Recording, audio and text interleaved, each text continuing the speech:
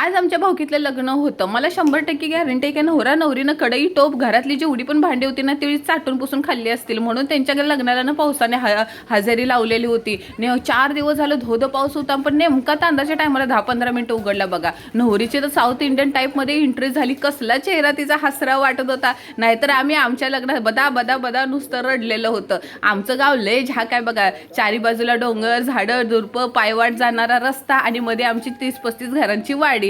अख्खं गाव नुसतं मंडपाखाली उभा होतं आणि चिरचिर पडणारा पाऊस. पहिली अक्षदा पडली आणि पहिल्या अक्षदा पडता पडता शेवटच्या अक्षदापर्यंत एवढी भारी मज्जा आली ना. आणि ह्या आमच्या वाडीतल्या सुंदर अशा पर्या. अहो जसंच अक्षदा डोक्यावर पडल्या तसे सगळेजण जेवायला पळाले राव. शेक भात, आमटी भात, भाजी एक नंबर.